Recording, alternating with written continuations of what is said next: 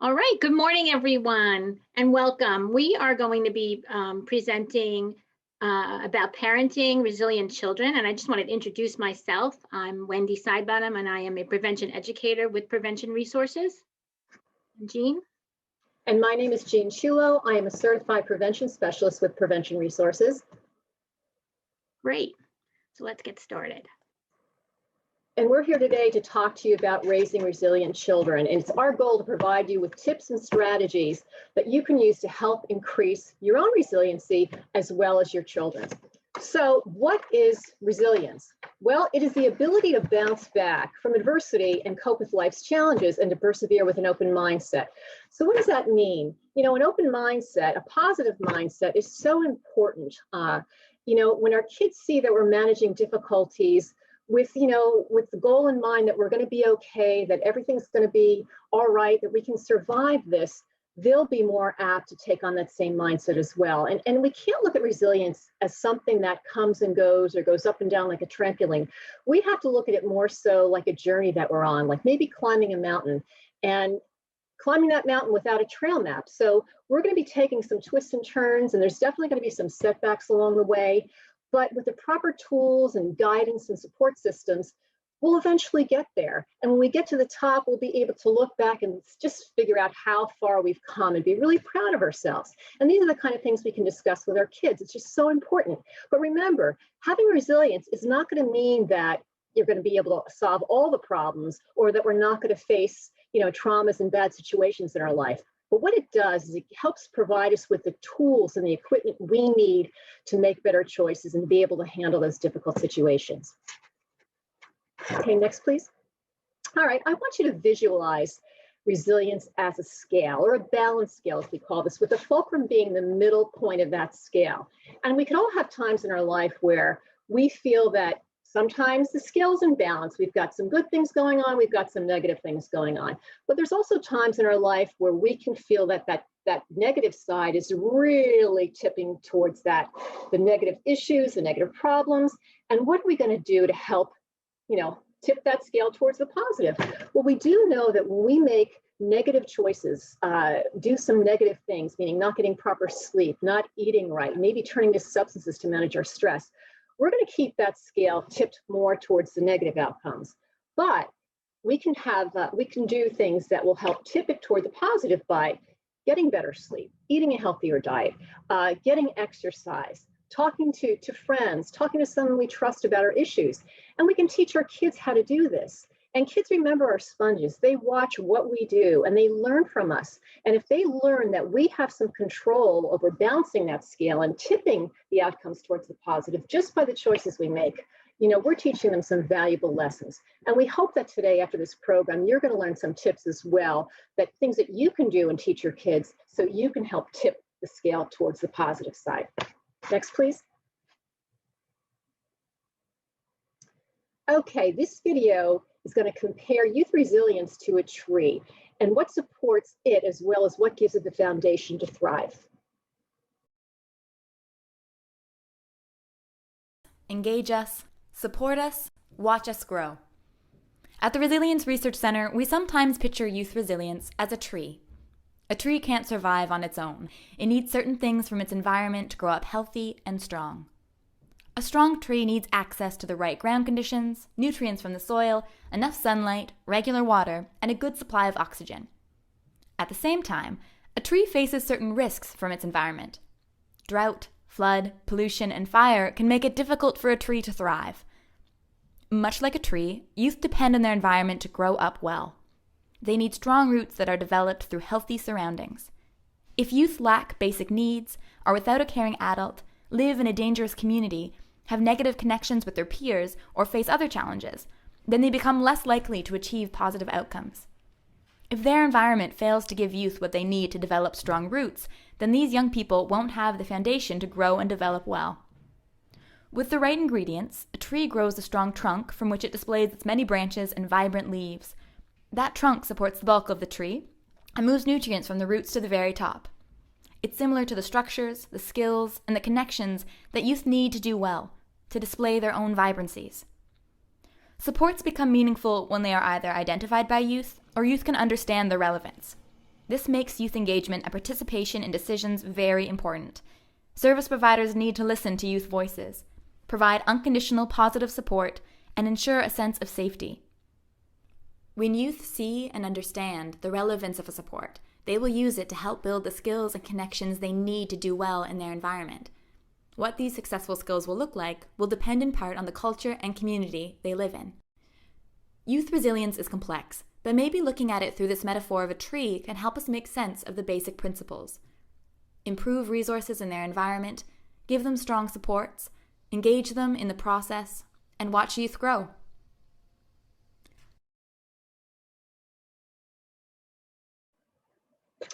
Such a great video.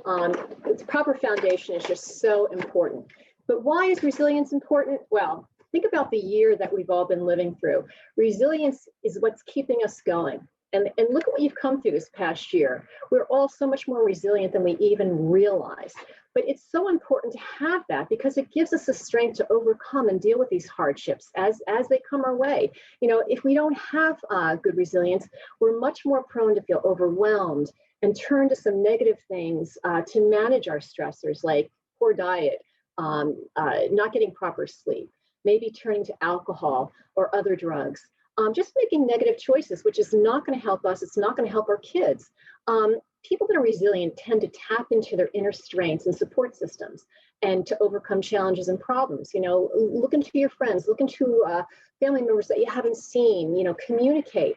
If you're struggling, talk to someone you trust, talk to a counselor. When our children see us managing our stress and learning how to be resilient on our own and doing things that are going to help, they're going to be much more prone to be resilient. And skills for them are so important because it's going to help them manage their own anxiety and stress. It's going to also help them really deal with just the thoughts and emotions and feelings, which sometimes they don't always know how to express. It helps with problem solving, and it really helps them realize that they can still achieve and succeed even if they fail. Because if we let them know there's times that we failed, but we've overcome it, they know that the same can happen for them. It's something that they can just watch and learn from us, but we can certainly help provide them with those skills. So we're going to do a little activity to evaluate our own resiliency. I want you to rate yourself on a scale from 1 to 10. And if you want to get a piece of paper, that's fine. If not, you can just kind of do this activity in your head. But I want you to rate each of these numbers that I'm going to give you, rate it from a value of 1 to 10, and then I want you to just think about your own resiliency. So how do you rate the support from other people in your life? And if you want to think about it for a moment, you know, do you have people you can turn to? Are there people there that you know that will listen to your problems that you can trust? Give a value 1 to 10. How about the ability to accept yourself for who you really are? This is not always easy at times, but can you do that? How about your confidence in your ability to cope with adversity? We may think, you know, we can't handle another thing, but what you need to do is look back and see how many things you have handled and managed all at that same time. Think of that scale, how many times you were able to tip it towards the positive, or did you regularly tip it towards the negative? How good are you at communicating and interacting with others in times of stress? Do you communicate effectively, calmly, or are you stressed, anxious, angry, lashing out? How good are you at facing challenging problems in life and solving them systematically? Do you get overwhelmed, or do you sit down and really make a plan? And you can talk about this for your kids because they may have moments that they feel like this, but these are things that you can think about. How about your ability to cope with your emotions in the face of adversity?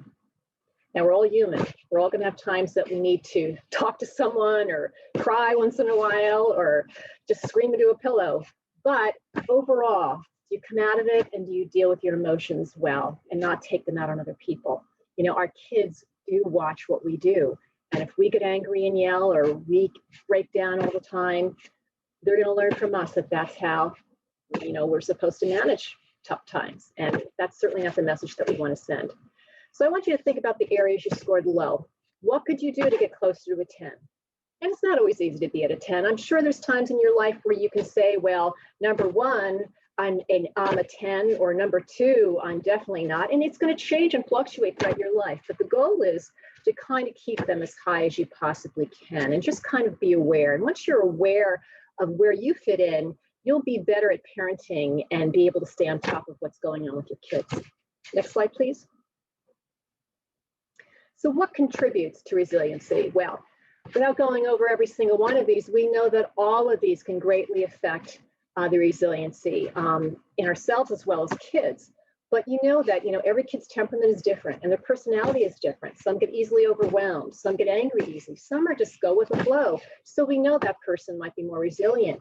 But kids need to have nurturing relationships with adults. They also need to know that there's coaches, teachers, other types of adult groups that they know that they can talk to when in school or away from home, great grandparents. All of these things are positive role models in their families. How are they with their coping skills? Do they whine and complain? Do they carry on or act out? Or do they know how to self-soothe, which is so important? We teach young babies how to do that, but do they know how to entertain themselves and calm down and just go and lie down and relax when they're overwhelmed? Do they develop any talents or interests? That's a good way to be distracted from fears and anxieties. Do they have good friends? Are they okay out in the world with other kids? Do they blend in well? How are they at making, decisions or problem solving? This is one thing that we really need to work with on our kids and not go in there and solve the problems for them. So important, but all of these skills greatly affect, how well your kids are going to do. So this is we're going to give you some really good information now. This is what we call the 7 C's of resilience. And this comes from a Dr. Ginsberg, who's a pediatrician and human development expert. He proposes that there are 7 integral and interrelated components that make up being resilient. And Wendy is going to go over some of these with you. Great, thanks so much, Jean. So as you can see with our 7 C's, we're starting with competence. And it's just really important to keep in mind that competence is that ability to do something successfully or efficiently. And one of the greatest things about being a child is that you can dream about being anything and you have goals to do whatever you want to be doing. And remember, they learn from us and they look and reflect back on things that we're doing. So one of the ways to make ensure our kids are intrinsically motivated is through competence. And it's more than just them believing in their own abilities, but actually taking action and living those out. Okay. And one of the ways we can do that and help our kids is allowing trial and error, allow them to have minor failures or make mistakes and learn from them so they can build that confidence, and empowering them to make some of their decisions. Obviously, some of this is all dependent on age. And so certainly you may allow a 3-year-old to do certain things that you maybe wouldn't allow them to do if they were, a baby, but vice versa, you would allow a teenager to do something you wouldn't allow a kindergartner to do. So you need to kind of keep those things in mind, and it will change with age, but building that confidence and competence is really important. So that moves me to the next one, which is confidence. And that's just believing in your abilities and recognizing and allowing them to understand when they've done something well. So often we focus on the negatives. We kind of get on our kids because they didn't do this right, or they made this mistake, or, oh, how could you have done this? We really need to kind of change that communication to focusing on things that they do well, so they can feel really good about themselves, so they can have that confidence in making sure that they're able to do things, that they know when they have that confidence, they feel that they're safe and they're protected, and it gives them that chance to try new things. If they aren't confident, they're going to kind of soak away and not really want to try anything. So it's really important that we don't overload them or overwhelm them so that they can build the confidence and they can be good at certain things. And then we talk about connection. Again, we've talked about how the children, they watch us and they mirror a lot that we do. So they're learning not only through their interactions with us, but also through other adults and other children. And if they feel that they're seen and heard and that what they're saying to you matters, they're more likely to make better choices and take risks, but that makes sense, calculated risks. Okay. And they're not going to maybe do things that are inappropriate because they know they can come to you. They know that you're available to them. Okay. If they're feeling supported, they're going to feel empowered. And so all of those connections, whether it be with you, with their teachers, with coaches, all of those things are going to offer a positive role model for them that's going to offer them the ability to have better problem solving skills and to do better with any of the risks that they take. Okay. So that's really important as well. Now, the next couple of C's I want to talk about, the first one is character. So think about character is like the morals or the values that you're to help you determine right from wrong. And one of the best ways to see if your kid's character is how are they acting when they're not with you? How do they act when they're in school, when they're at a friend's house, when they're at their soccer practice or their baseball practice or whatever it may be? Are they treating people with respect? Are they cheering people on, or are they breaking them down? Okay, those are the things that will determine what their character is. And you need to help instill a sense of gratitude and integrity and respect. Again, the way you act, they're watching. So if you are treating people with respect, they're going to mirror that. If you are, um, you know, treating people kindly, they're going to mirror that. So keep those things in mind, that not only do they show their own character when they're not with you, but they're building their character from things that you're doing. Okay. And by having that strong character, it's going to help them deal with the life stressors and help them be more resilient. Okay. The next C is contribution. And that's kind of giving or supplying something that is going to make something significant happen, make them feel that they're a part of something. Okay. And it's really, our focus should be getting them to be intrinsically motivated within themselves, right? And want to contribute. And when they understand that they're doing something that's going to matter, and that the importance of their personal contribution, they're going to really feel positive and feel that they have a purpose. And the way to make them feel that way and to offer them the ability to contribute is to involve them in decisions, get them involved in volunteering, helping them with their goals and making sure they have goals and what they want to be doing. Okay. Because again, once they feel that they're involved and they're a part of something, it just makes them feel so much better, and it makes them more resilient, more able to handle the stressors that come up. The next C is control. And when we're talking about control, it's really to understand that they have the power to impact the outcome of a decision, that they do control what happens in their decisions. Okay. And it goes back to being responsible and taking responsibility for the decisions that they make. Okay.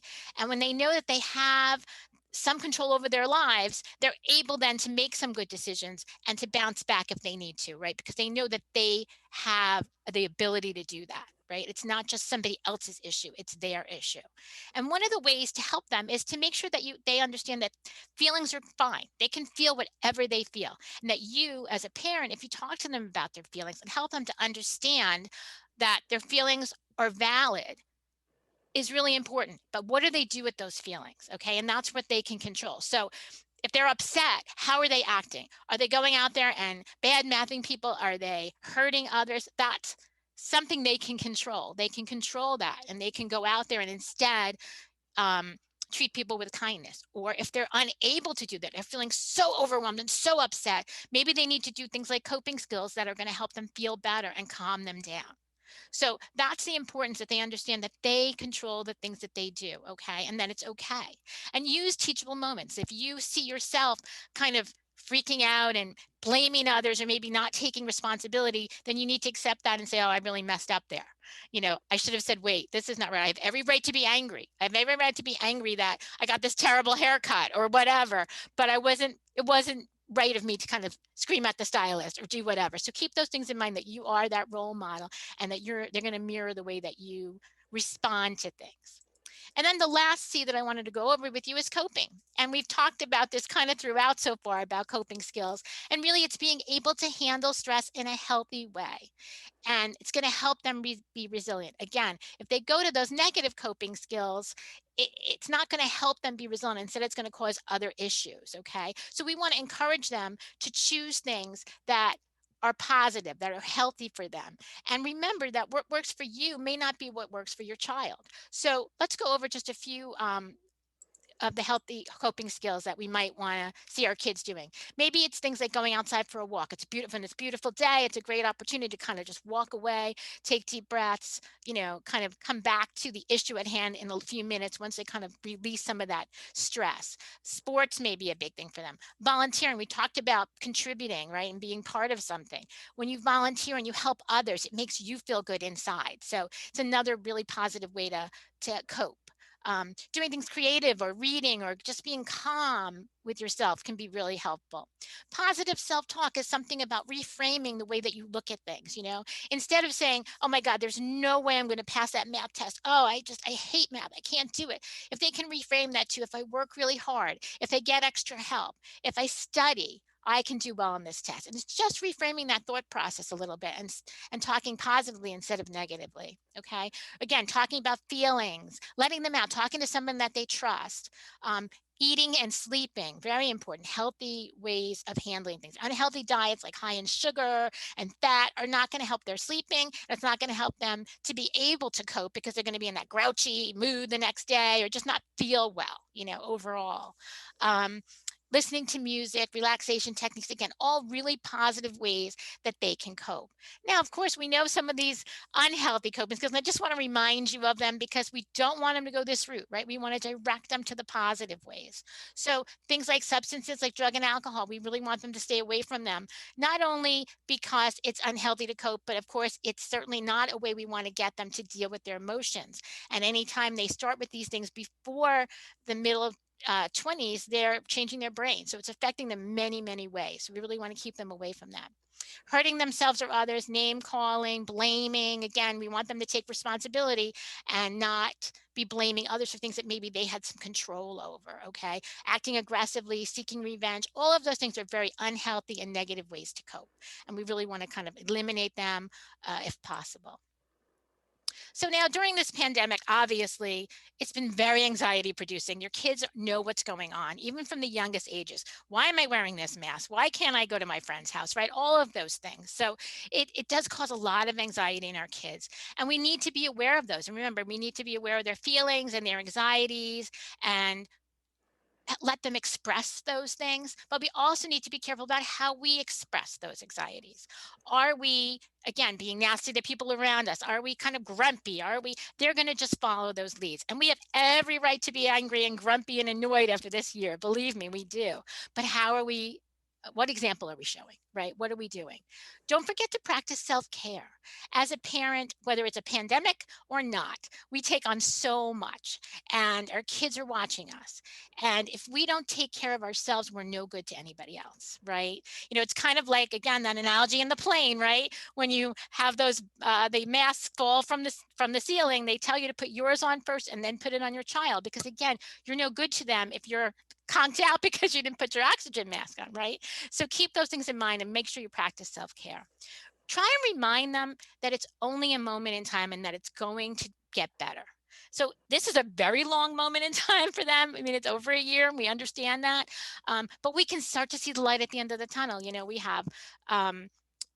We have the vaccines out. We have the ages lowering for people to get those vaccines. So things are starting to change, and just get them to understand that, yes, this was really a crummy year and it's okay to feel that way, but things are going to start to get better. Okay. And just help them to build those C's that we talked about, right? The connection, the confidence, the competence, all of those things will help them to be more resilient and deal with issues as we go forward. Now we have another video that we wanted to just show you. And this one specifically talks about teens. And we all know parenting a teen has its has its ups and downs, as with anything, but certainly can be really stressful. So we did want to show you this about building resilience in teens.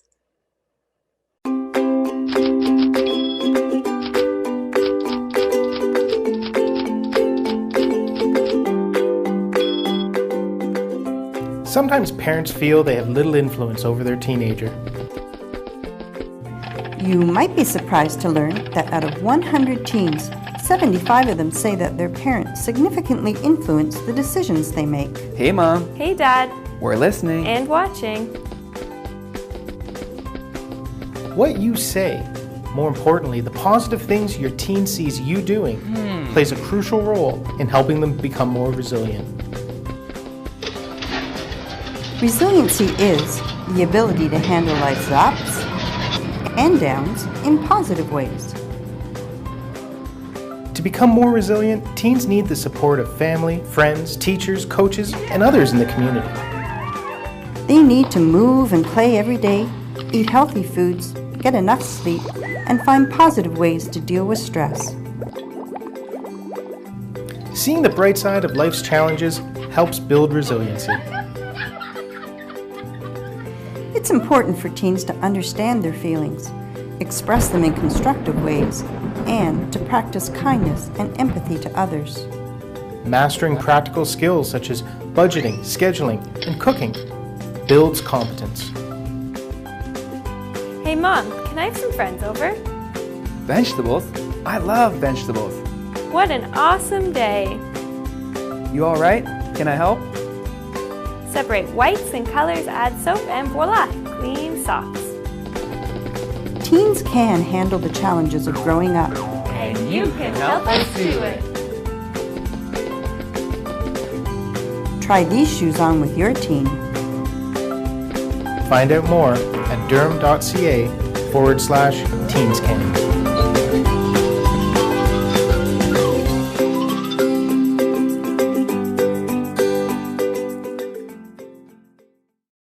Okay, so as you saw with the shoes, supportive relationships, healthy coping strategy, optimism, emotional awareness, and skills for living are really great ways to help our teens adjust and deal with the stresses in their lives and build their resilience.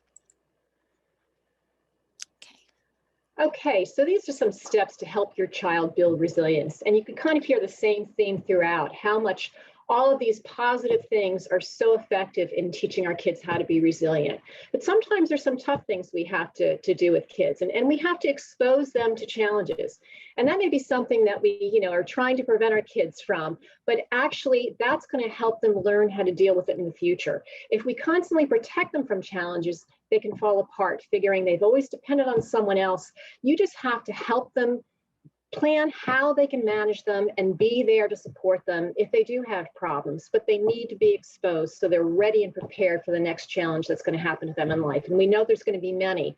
Don't jump to fix their problems. You know what, as parents, we may confuse support with solve. And you know what, we as parents are always feeling like we're the problem solvers, but we really need kids to learn on their own how to solve their own problems and learn that sadness and disappointment, don't always last forever, that they can rebound from it. This is a part of building emotional literacy that is so important. And they need to learn this from a young age, that things are not always going to turn out the right way or the way we want, but we can grow and learn from that.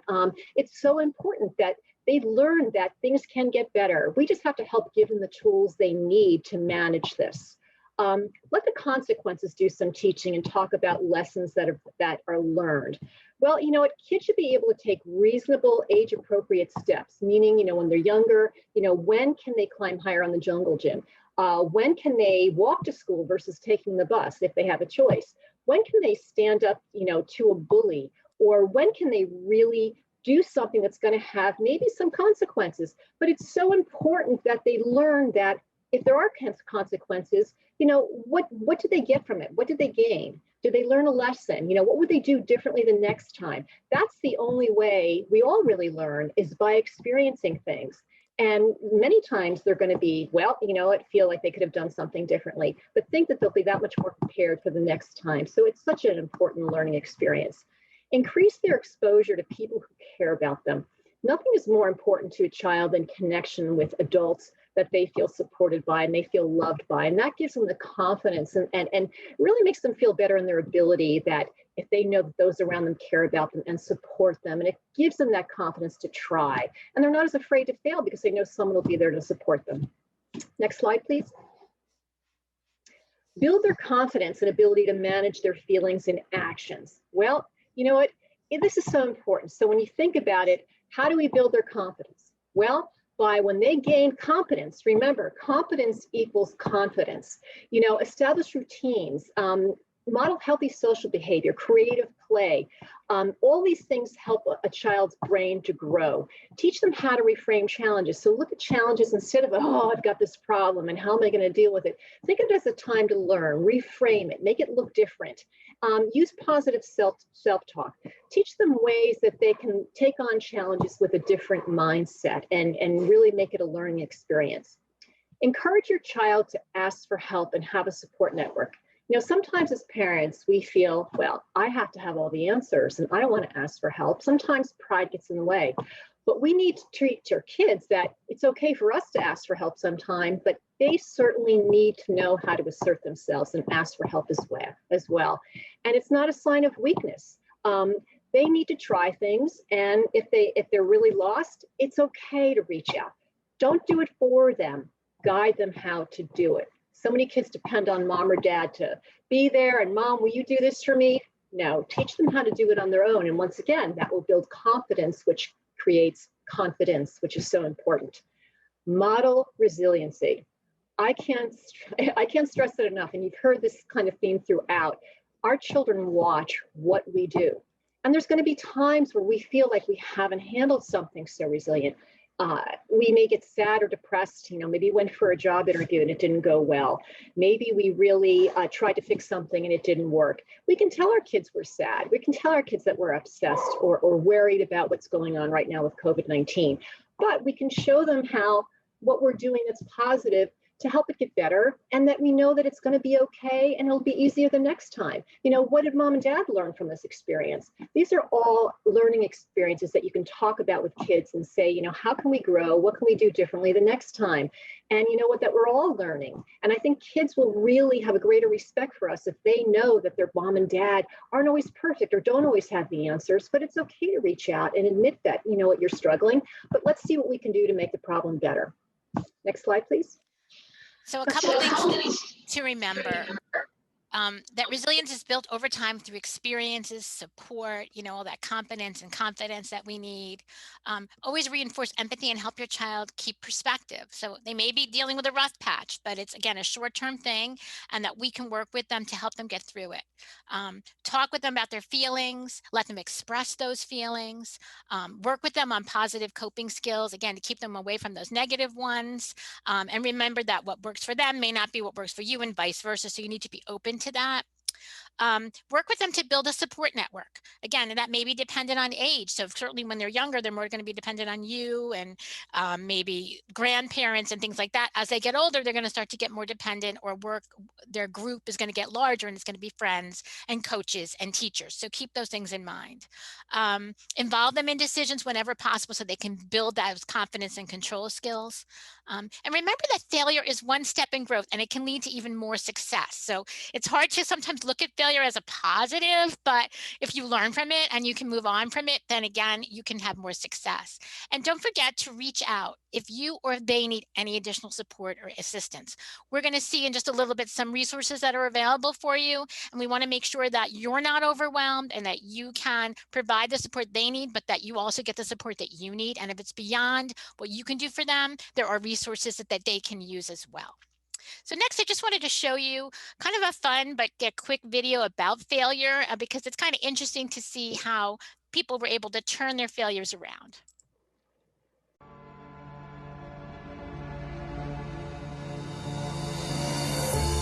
After being cut from his high school basketball team, he went home, locked himself in his room, and cried.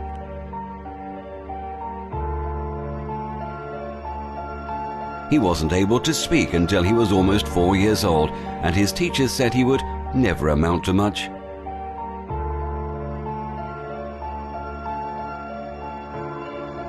Was demoted from her job as a news anchor because she wasn't fit for television. Fired from a newspaper for lacking imagination and having no original ideas.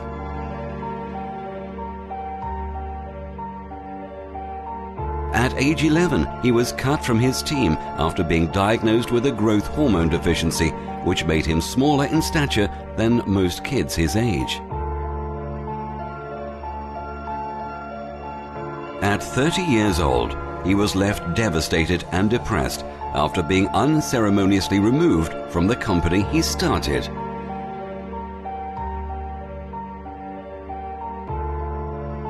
A high school dropout whose personal struggles with drugs and poverty culminated in an unsuccessful suicide attempt.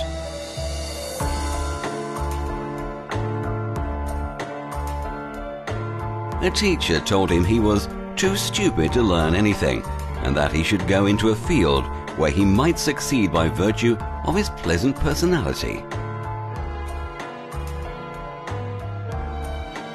Rejected by Decca Recording Studios, who said, "We don't like their sound.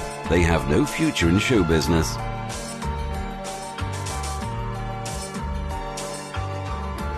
His first book was rejected by 27 publishers.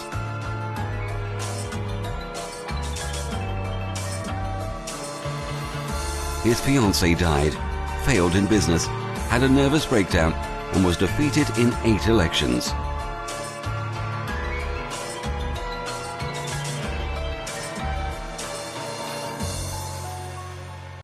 Okay, so again, just to show you that even if you fail, it may be a setback, but that if you just try and continue to work at it, you're bound to bounce back and even move ahead and be successful.